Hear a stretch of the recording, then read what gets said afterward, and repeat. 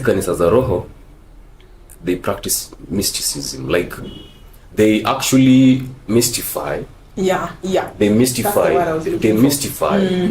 the power of the Holy Spirit. Yeah, exactly. You see, Zappa, do you know the meaning of the power of the Holy Spirit? Do you know what it means? All it means, according to the understanding that I had from the person, was that you need to allow yourself to act in the right precepts of the Bible, so that your body is now considered as at the temple of the Holy Spirit. Yes. Otherwise, when it's chambas, hata uruke juu ya mabati upige praise ukivomena umesimama na mkono moja chini hivi umeshikilia microphone na vidole tatu za mguu, nothing is going to happen if you're not actually doing whatever is stipulated in your denominational books. Yeah, exactly. Yeah. And when I say denominational books, I don't mean that Muslims have a wrong book. No. Just according to the rules of whatever you believe in. Yes, according to the rules of whatever you believe in. And I believe that humanity is just summed up in the one word known as love. Yeah. If there's no love hapa, unajua huyu Hinn amekuja hapa si ati kuna love. I'm not trying, and I'm not missing my words. And I am not also mincing whatever I'm saying. I'm not generating whatever I'm saying. It is factual because this person saw a gap in the African setup. Mono msiasa in Germany.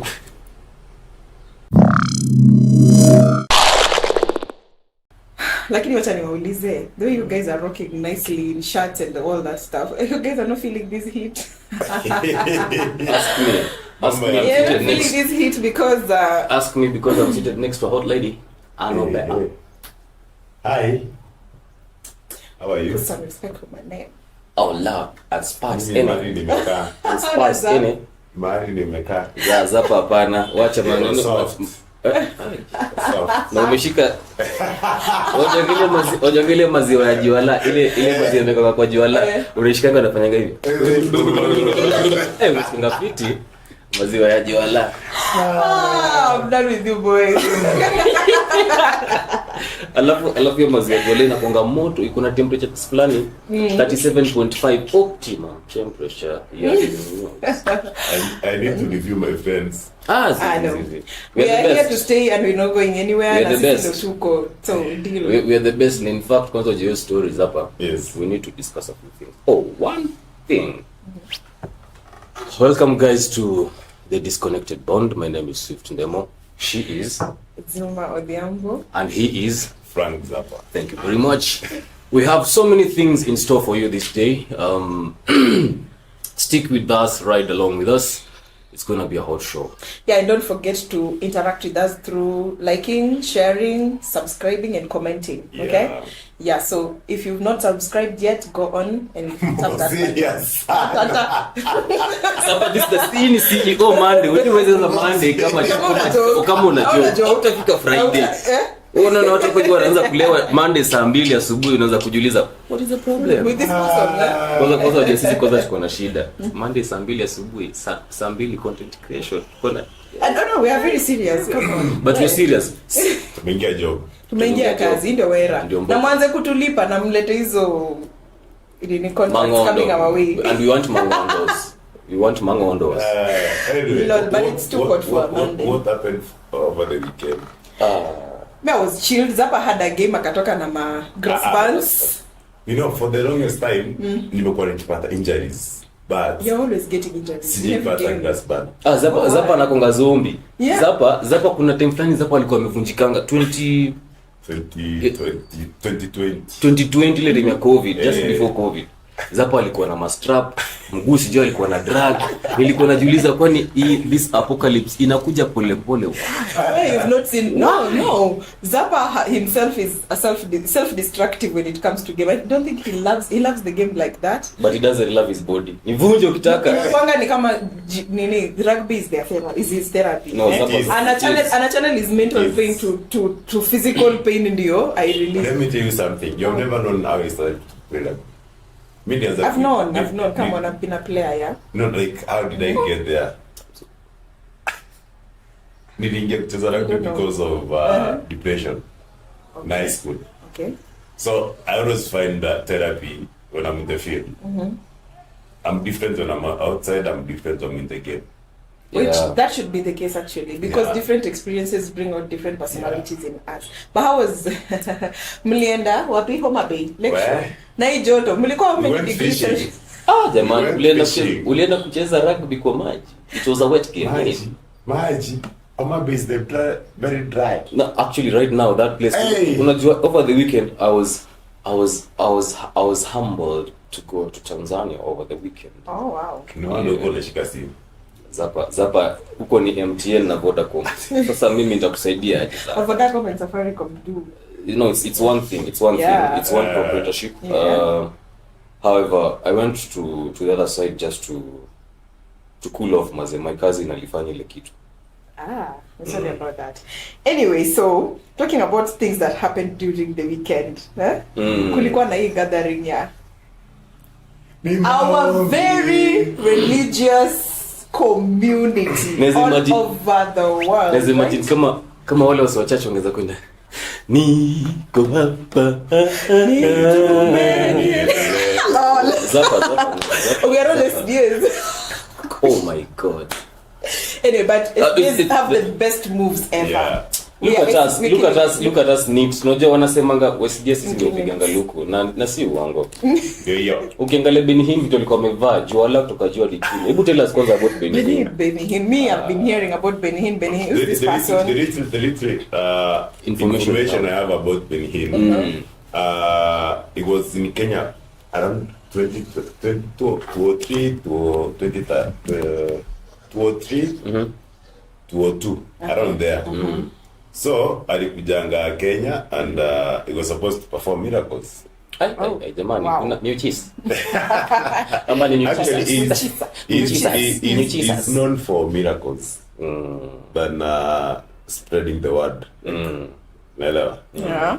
So when he came, watu walitolewa na ambulance Kenyatta Hospital Sijakwambia. waende kutibiwa. Wow. The funny thing, wenye walitolewa hospitali hawakutibiwa, Walikufa. but wenye walikuwa hapo walitibiwa. Why? Juu hii kitu inakuanga stage managed. Kuna watu wameambiwa leo nyinyi ni wagonjwa mtapona. na mtapona, sawa? Wewe utakuwa kilema, Inaweza act. Hey. wewe hujaipata bwana. Oh shit. Zapa yani Zapa umesema ikuwe personal. Acha sasa pia mimi niseme venye one of the things zenye zinge happen.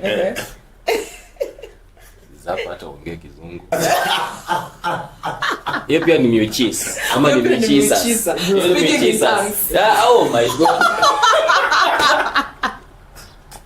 Zapa hajakwambia fix. Sio mimi. All in all though, Yeah. this thing is, the entire story is giving me, no offense, but it's giving me Pastor Ward vibes, you get.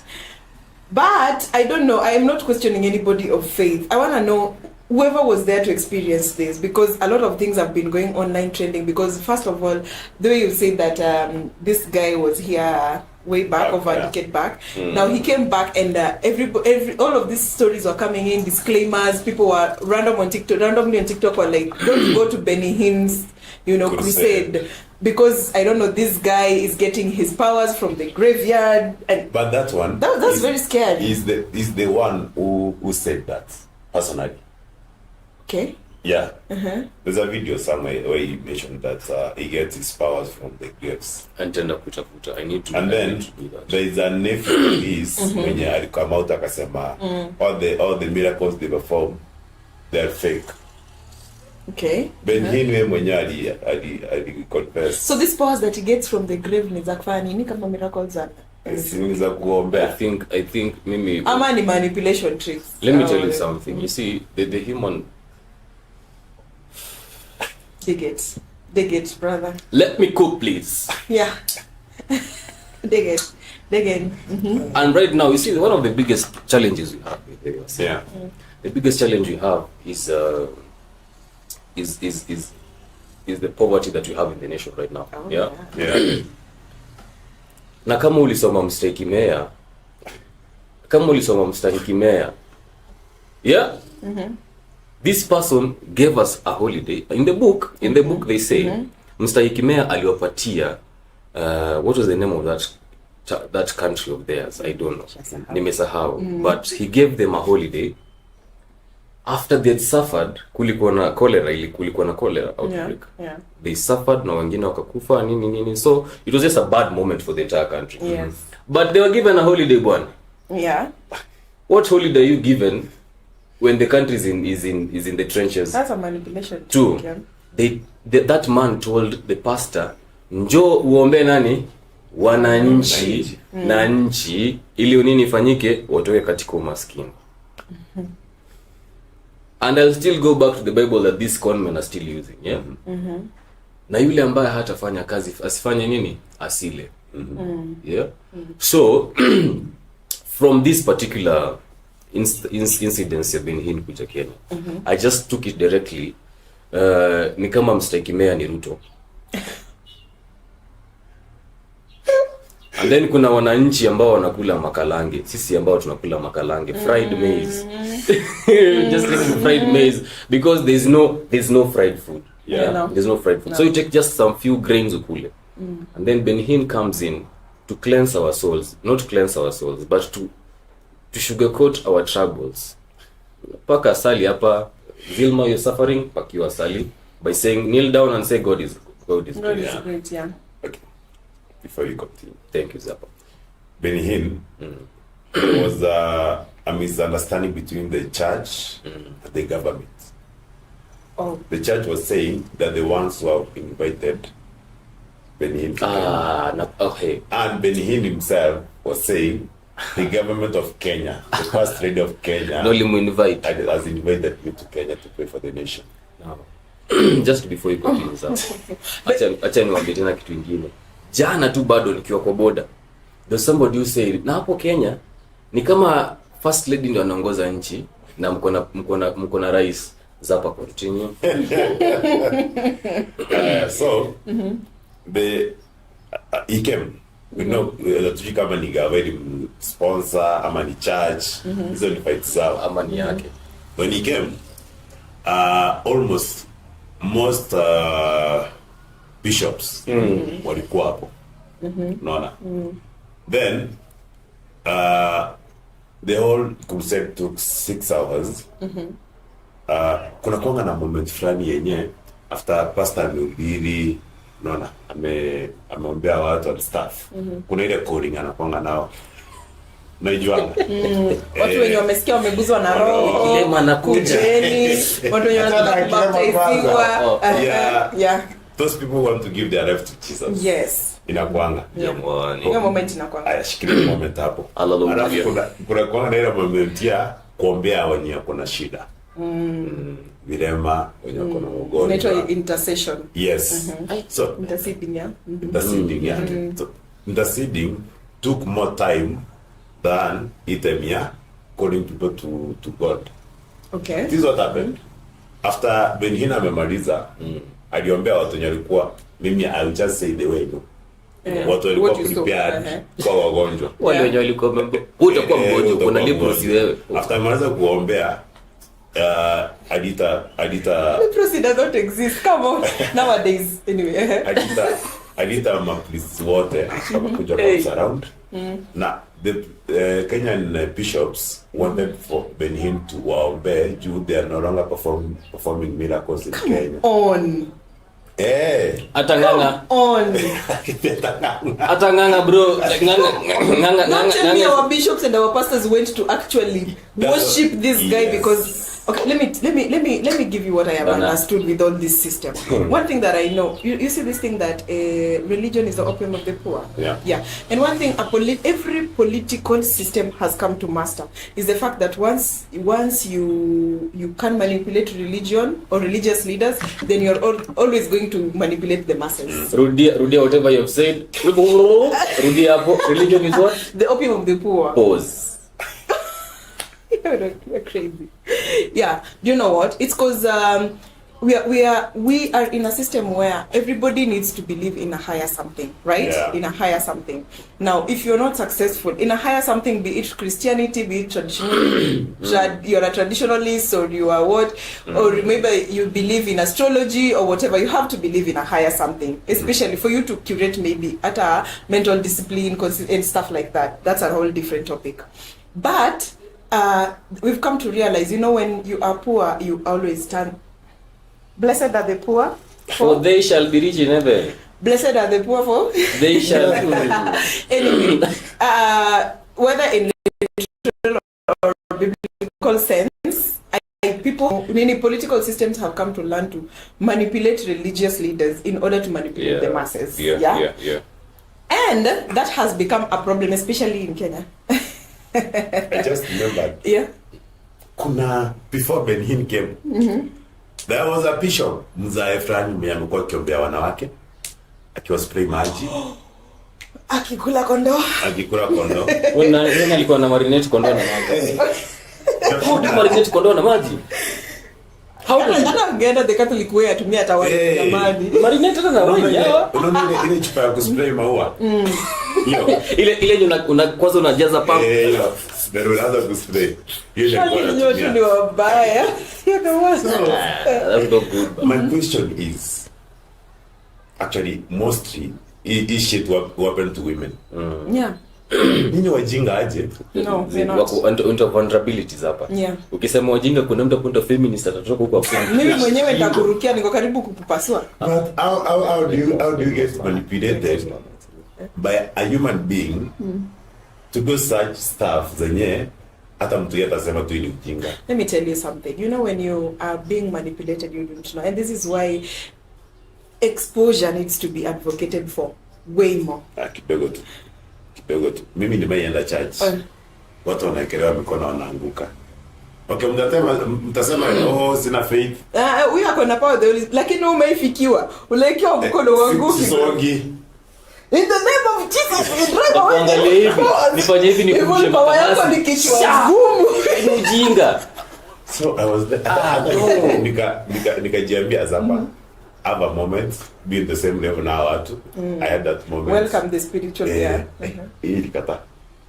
Zapa wewe una spiritual awakening. Hakuna cha spiritual awakening. You want to tell me, unajua huku Kisii, it so happens that I've been able to attend like some few church sessions SDA, which that I really love. Yeah? I really do love going to church. Kusikiza tu ngoma nikiona tu wasi wakidance namna hii, because it is easy, it is good.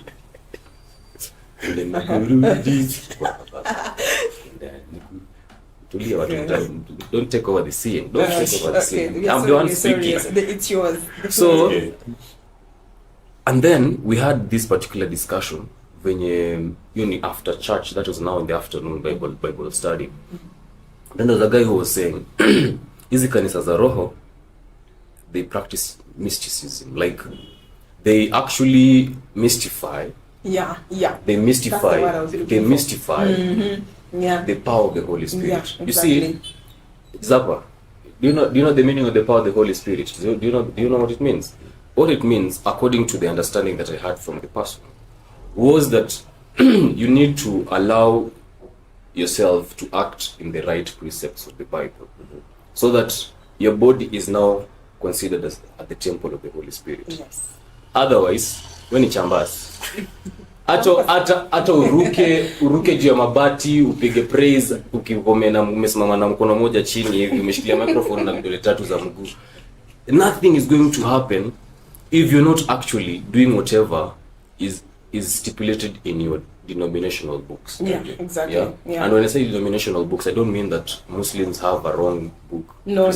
Just according to the rules of whatever you believe in. Yes, according to the rules of whatever you believe in. And I believe that humanity is just summed up in the one word known as love. Yeah. If there's no love hapa, unajua huyu Hinn amekuja hapa si ati kuna love. I'm not trying, and I'm not missing my words. Yeah. And I am not also mincing whatever I'm saying. I'm not generating whatever I'm saying. It is factual because this person saw a gap in the African setup. Monons in the Germany, Mbona msi asiende place I was also kama asking myself the same Spain? question. Mbona msi asiende Italy? Why is he not trending in his own country? Ama mnataka kutuambia pasta is not Hakuna, please. Hiyo theory niliacha. aende Europe. Aende Europe. Kama si aende Dubai. Aende Dubai. Why does he have to come to a place where the people have been impoverished, like kabisa mse akona property levels zingine? You're spending less than $2 in a day hapa. There is somebody who's spending less than 200 shillings in a day. Yeah. Anakula chakula 30 bob, anafanya job ya 7 hours, analipo 50 bob. Ama analipo. So it's for labor. It's bad. Now those people are the ones who are low in faith because they don't see the light beyond the tunnel. Nacheki. So that is why this guy anaitwa nani? Benny Hinn. He took advantage of that and said, acha nikuje consider market niche. To a point where whatever you're saying. To a point where our own first lady, first daughter anaenda kuobewa apate bwana. Not just bwana, supportive husband. Okay, our Kenya men are failing. Come on. Kwani dada wao alifanya nini? Wait. Dada wao alido? Dada wao ali what happened? Zii unajua dada wao. I'm trying to understand. Oh, God. Anyway, by the way, Mimi, and I think people need to be really woke about the kind of faith they are following. What I know is that faith is beginning from you, within you. Everything that you believe in, everything that you want to take a step forward toward begins from within you. It doesn't have to be dependent on an external source. Like, one thing I know is human beings are the highest form of God's creation. Yeah. According to the Bible. Godheads of the God's creation. Yeah. We are the last. We are the last to be molded. And we are the most powerful. Yeah. Yeah. And the fact that nobody, like, the fact that is a fact. I mean, we need to recognize our power from within us first before we make it dependent on someone else. Yeah. Yeah, and I feel like most people in religion or in Christianity, because other religions I don't see this happening a lot, but in Christianity they make their faith dependent on maybe the organization of the church they're in, the pastor they have, they without even actually looking from themselves within, and it sucks. It sucks. People don't. It sucks. People are misguided. People are lazy to find information for them. I always ask myself, why is it that it's only on the Christian parts of religion tunakuanga na other domination. Yeah, but ukienda kwa Muslims hakuna. Kuna kitu inaitwa evolution of culture. One thing I've come to realize. You see the way the colonialism came accompanied by Christianity. Yeah. You see, this is what was mostly fed into Africans. Yeah. Let me say Africans because I'm seeing this thing affecting Africans more than any other person in the world. Yeah. So it is Christianity that we fed into mostly. But unajua people I think these other religions were also now formed according to now people trying to find reason, like something that resonates with what they believe in, other than whatever they are actually taught. Yeah. So Christianity is actually one of the foundations of faith, apart from traditional cultures, that are the oldest. It is easy to manipulate people through it. Yeah. It is also easy to curate different literatures out of it. That is why people believe in different things out of the Bible. Tunaweza chukua verse moja, but I have my own interpretation, you have your own understanding, and he has his own comprehension, right? Yeah, so, and we use it differently to pass different information. You know, I've been quiet for a moment. Yeah. Watch and invite court is an official statement. Because you see, such discussions cannot be held on a casual setup. No, for real. Really? This one cannot. This one won't. Just let me now explain. Give us your 2 cents. No, let me give you a piece of my mind. Okay. You see, what Christianity or what the founding fathers of Christianity in the land of Africa took advantage of. We didn't have a structure. Yeah. There were structures, but they were not as strong or as massive. They're not formal. As Christianity. They're not formal structures. Yeah. And when I say formal structures, I mean see the way Christianity has, say, let us just pick a particular denomination. To say we're going down to the Catholics. Yeah, we say the Catholics have there's the papal office, which the Pope is there. We have all those catechists. We have the fathers. We have brothers. We have people who are actually training to become priests. Yeah. So the traditional African setup, we didn't have a formal training for somebody to say that, do you know what, I want to be a traditional healer. So we have particular classes which are going to be taught in a particular setup. Now we're going to be given a certificate. Okay. So there was no credential that Zappa is a traditional rainmaker. Now we learn from, say, so and so, and they're qualified. Yeah. To become and they can actually make this happen. Yeah. Traditional rainmaker. So they saw this space in which there's no order, of which there was order. There was order. There was just no physical merit representation of merit. Yeah, there's no representation of merit and a formal representation of merit for that case.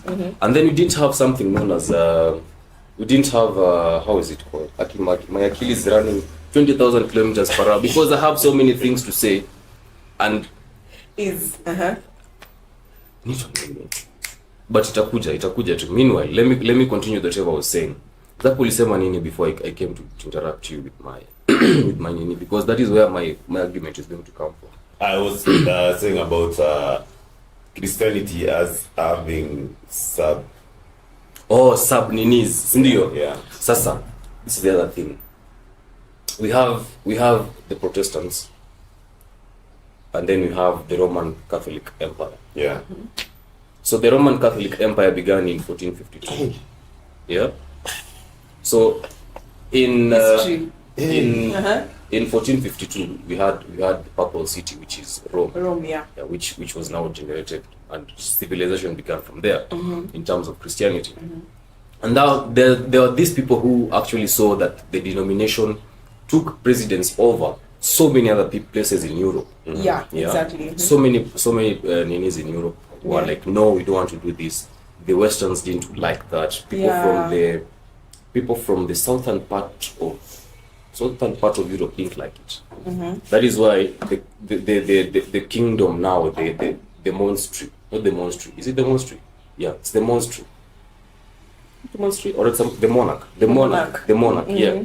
The monarch now decided to have their own Anglican church. From the Anglican church, that's when we had now the Protestant churches. Now we had the hizo zenye unaongea unaimba unaruka hizo mingi.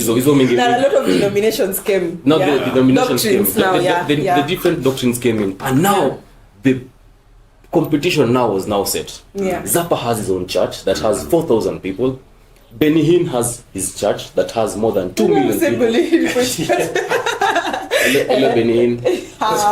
So the competition now started being generated from there. I know people started now preaching to these people because they are vulnerable. Zappa, let's say Zappa ana preach kuhusu prosperity. Anasema mtapata pesa, utapata biashara fiti, chali yako atakupenda. Wewe anasema kweli jamani. Aki pastor niombe.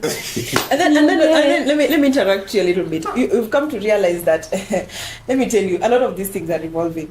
There are in the early 2000s when there came lifetime diseases like HIV and AIDS. A lot of pastors were like, we are praying for the relief of the physical flesh and the spiritual, nourishment and everything like that. And then in the mid 2000s now, 2010 and whatever, now poverty or high economic standards zilikuwa zimeanza now watu wakaanza preach about money and wealth. Hata Kinonyancha si walikuja wakakula watu. Na kulikuwa na msichana sijui alikuwa ndonga sijui ni Maria sijui nani. She slept and went to heaven and hell. I don't remember that stories that part. I don't know. I think really. Do you remember those stories here from 1 from 2? Like people used to say ati maze kuna dema lilala. Then she went to hell first. And then she went to heaven. Then she came back. And akaanza kupeana hizo story. But they were in form 2. It's around 2013 hapo. Jamani, wale ambao mnatusikiza, please don't believe in such stupidity. I'd call it stupidity without shame, because it is it is there to make the world run. That is called the propaganda in the world, to make the world interesting for us to live in. Yeah, exactly. However, as you said, we need to base our faith, our spiritual beliefs in concrete structures. For instance, if Zappa believes that he's an Adventist, for instance, he needs to believe in the fundamental laws of being an Adventist and act upon them, because the people who actually sat down and did whatever they did, they were thinking positively about humanity. Yeah. And then the people who thought about how to monetize it. How to monetize it. Hao sasa ndio wanabiashara na ndio wakora. And then the people who are political, nao ni wengine. Now let me tell you, there is money, there is politics and religion, just to wind this up, yeah? Yeah. And if you don't have a strong faith within yourself, you are going to be manipulated financially and politically using your faith. Sure. Because spirituality is the easiest way to the spirit. It's the easiest way, no, to your mental state. Let me tell you, the brain is very powerful because of the subconscious aspect. Once somebody is capable of getting into your head, they're never gonna get out unless you decide for them to get out. No. This trickles down to whatever I wanted to say. Let me interrupt you, kidogo. No problem. See, we exist in how many forms? Three forms. Yeah. We have the soul, we have the mind, then we have the body. Yeah. So whatever the soul is being influenced, the mind does. Then if the mind makes that particular decision, so does the body react to it. It's a channel. It's from your body to your mind to the spirit, or from the spirit to the mind to the body. Yeah. And it's an the channel. It's a seamless channel. Like na hizo vitu zenye mnasikia, we have the chakras of the body. There are parts that are true. I'm not saying it's not. No, they are true. They are actually. Let me tell you something. True. Let me tell you. You are a widely read person, and I believe so. And so are you. Yeah. One thing I know is you can never disclaim spirituality, because in whatever form it is, because I listen to astrologers, I listen to traditionalists, I listen to numerologists and witches, and I listen to witches to pastors and thing is one thing you have to know. So one thing you have to know, spirituality is first and foremost being extremely self-aware. That is why I said that human beings are God's highest form of creation because of our mental capacity. Come on. Spirituality, whichever form of spirituality it is first self-awareness. That is one thing I can say without blinking an eye, because I know it's true. So if you are spiritually adhesive, but you're not self-aware, with all the righteousness, with all the faith, with all the belief, with all the charm and the rules and regulations as you're following them, but you don't know yourself, you're lost. Yeah, you see, you're lost. Most people are in that circle. Yeah, most people are, and most of them are between middle class, lower to the poor. Yeah. Because one thing I know is what wanasemanga, back to this is why I was saying money, finances, politics and religion zina regulate. They are also the community. Yeah. Once you have your own financial capacity, you're going to be exposed to a lot of things. Yeah. And you're going also to be exposed, unless you are somebody who is ignorant. Then if you have the money, expose yourself. But if you don't have the money, please get exposed before you get that money, please. Yeah, please. In the process of acquiring that money, please be exposed. Yep. Because people are going to use money to manipulate you. Ndio hii nimekupea hata 10 enda uanze biashara. Asante sana mtu wangu. Kwanza yule mama mwenye alichukua sijui milioni ngapi kupelekea Pastor Ezekiel, ati anauza, alikuwa mama mboga. Yeah. Mama mboga, Pastor Ezekiel Maliuko na chukua hiyo kitu. Acha hata hivyo. Chukua hiyo pesa, enda usaidia nayo maskini bana, maskini wenzako. Why are you giving Pastor Ezekiel? And then when wanasemanga ati the way Jesus was prosecuted was not liked in his own country, Pastor Ezekiel anakuwa prosecuted for nothing, sijui nini. Come on. And we are seeing these things on the news daily. People are dying of hunger and everything. When will people learn? Not even when will people learn. When will people sit down and decide to learn? Because learning is a process. Kwanza yule pastor mwingine mwenye alikuwa anaambia watu hii chakula mfai kukula, alikuwa anaitwa nani? Mackenzie. Gosh. Mackenzie kwanza alikuwa na mzee wa nduthi. Mbona unakula? Wacha niwakulie ndio ikuwe cleansed, ndio ipitie through my word to you so that you can be physically nourished. Ati sasa mimi najaribu kuimagine hiyo ni food. Sasa imagine ameunganisha ndoo sasa. Kwa wale ambao hapa sasa mimi ni pastor Mackenzie. Zapa, do you take Zilma as your lovely wedded wife? Anasema ndio pastor, kwa sababu of course hawako wamesoma sana, ni wasio kijiji. Ndio pastor. Oh, ndio nabii. Oh my god. Sasa hapa mtaikula tunda la usile tunda la mti wa Edeni jamani. Utaleta nikukulie alafu utaleta tunda ni lile kwanza. Ndipo sasa nitakueleza kama inafanya maisha. Oh my gosh. Ni kama umepatia fundi kiatu wa kutengenezea. Unachikile design tunabengi zile viatu za duka azikuangi ziko gum fit. Alafu unapeleka kwa cobbler, then they do a nice gumming. Yes. And then fundi unampata nayo Tuesday. Alafu anakuambia ati nilikuwa nipeleka road test. Ni kama boy wa kawash ama mechanic wako umempea gari ya kuservice. Alafu anakuambia unaenda mahali unaona gari yako inapita vyum, unauliza kwani gari ni aje? Nilikuwa nimepeleka road test nione kama for mechanic to understand. Mechanic kwanza hapo kwa mechanic niko na story. It's another day. But honestly, winding this or to just wind this up. Yeah. I think know what you're following. Yeah. That's all. Just people are so ignorant out here, and it's extremely saddening. It saddens my heart. Give us a parting shot. Religion is a scam. Yes. Religion is a scam. Most doctrines are. Because we don't believe in God anymore. We believe in our pastors.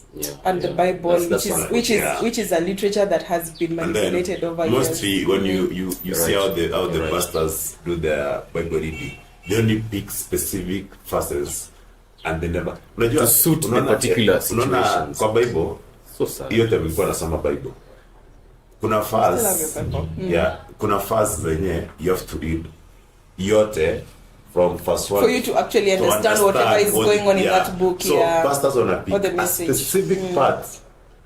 Akwambia leo tunaenda kusoma kutoka kitabu cha Joshua 3:5. Anasema 6, 7, 8 mbona mmeziacha? Like there is no precedence or something that comes after. They just pick a specific suffix. So you see, the thing is, we were having a strong discussion yesterday with my dad. I'm a very good friend to my dad. And he's actually the one who's molded me.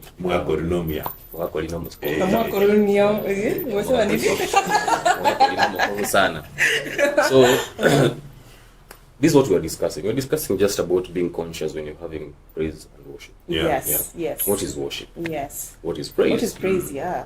So we were saying, worship is consciously giving thanksgiving to a particular entity. Yeah. Praise is giving endless thanksgiving to a particular entity.